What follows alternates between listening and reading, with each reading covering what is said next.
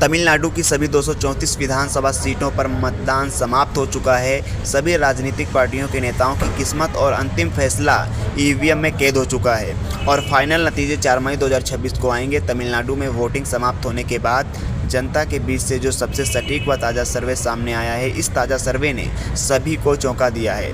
दोस्तों, आज की इस स्पेशल रिपोर्ट में हम आपको बताएंगे कि आखिरकार जनता के मन में क्या है और कौन बैठ सकता है तमिलनाडु की सत्ता पर और कौन बनेगा तमिलनाडु राज्य का अगला मुख्यमंत्री।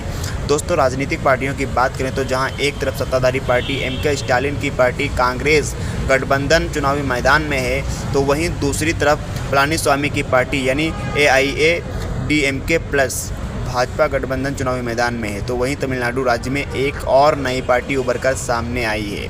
दक्षिण भारतीय फिल्मों के सुपरस्टार तलपति विजय की पार्टी जो है तमिलगा बेत्री कड़गम यानी शॉर्टकट में कहा जाए तो यानी टीवी के पार्टी पूरी तैयारी के साथ चुनावी मैदान में है। चलिए दोस्तों, आज का ये जिलेवार सर्वे शुरू करते हैं और जान लेते हैं तमिलनाडु राज्य की सभी 234 विधानसभा सीटों में से किस पार्टी को किस जिले से कितनी सीटों पर बढ़त मिलती हुई नज़र आ रही है। इसी के साथ अब बात कर लेते हैं सबसे पहले तमिलनाडु के कन्याकुमारी की। कन्याकुमारी में 6 विधानसभा की सीटें आती हैं। 6 विधानसभा सीटों के ताज़ा समीकरण देखें। एम.के. स्टालिन की पार्टी DMK प्लस कांग्रेस गठबंधन को 3 विधानसभा सीट पर फ़ायदा मिलने की संभावना है। तो वहीं बात करें यानी AIADMK प्लस भाजपा की, तो गठबंधन को 3 विधानसभा सीट पर बढ़त मिल सकती है। तो वहीं दोस्तों, थालपति विजय की जो पार्टी TBK प्लस को 0 सीट मिलने का अनुमान है। अब बात करें अदर पार्टियों की, तो यहाँ अन्य दल को 0 ही सीट मिलने का अनुमान है। अब इसी के साथ बात कर लेते हैं तमिलनाडु के तिरुवल्लूर जिले के ताज़ा समीकरण देखें। 6 विधानसभा की सीटें आती हैं। एम.के. स्टालिन की पार्टी DMK प्लस कांग्रेस गठबंधन को 4 विधानसभा सीट पर फ़ायदा मिलने की संभावना है। तो वहीं दूसरी तरफ जो है AIADMK प्लस भाजपा गठबंधन को 2 विधानसभा सीट पर बढ़त मिल सकती है। थालपति विजय की पार्टी TBK प्लस को 0 सीट मिलने का अनुमान है। तो वहीं अन्य दल को 0 ही सीट मिलने का अनुमान है।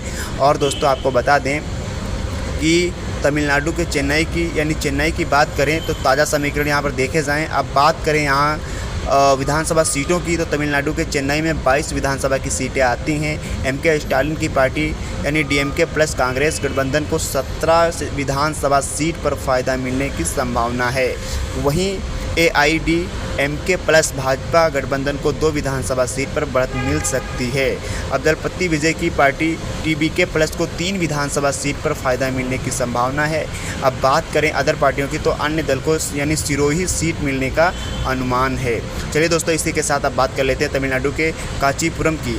अब कांचीपुरम जिले के ताज़ा समीकरण देखें। अगर इसकी बात करें तो कांचीपुरम जिले में 3 विधानसभा की सीटें आती हैं। सत्ताधारी पार्टी एम.के. स्टालिन की पार्टी DMK प्लस कांग्रेस गठबंधन को तीनों विधानसभा सीट पर फ़ायदा मिलने की संभावना है। तो वहीं AIADMK प्लस भाजपा गठबंधन को 0 सीट, TBK प्लस पार्टी को जो है 0 सीट मिलने का अनुमान है। तो वहीं अन्य दल को 0 ही सीट मिलने का अनुमान है। चलिए दोस्तों, इसी के साथ आप बात कर लेते हैं तमिलनाडु के यानी कोयम्बटूर की। कोयम्बटूर जिले के ताज़ा समीकरण देखें। बात करें यहाँ पर विधानसभा सीटों की, तमिलनाडु के कोयम्बटूर जिले में 10 विधानसभा की सीटें आती हैं। सत्ताधारी पार्टी एम.के. स्टालिन की पार्टी DMK प्लस कांग्रेस गठबंधन को 0 सीट, AIADMK प्लस भाजपा गठबंधन को 10 विधानसभा सीट पर जो है फ़ायदा मिलने की संभावना है। तो वहीं थालपति विजय की पार्टी TBK प्लस को 0 ही सीट मिलने का अनुमान है। अब दोस्तों, अगर बात करें अदर पार्टियों की, तो अन्य दल को जो है 0 ही सीट मिलने का अनुमान है। चलिए दोस्तों, आपकी इस पर अपनी क्या राय है? आपको क्या लगता है किस पार्टी की जीत होगी? आप अपना जो कीमती वक्त निकाल करके अपनी राय कमेंट बॉक्स में ज़रूर लिखें और वीडियो को लाइक करिए, शेयर करिए। इसी तरह की अपडेट पाते रहने के लिए चैनल को सब्सक्राइब ज़रूर कर लीजिए।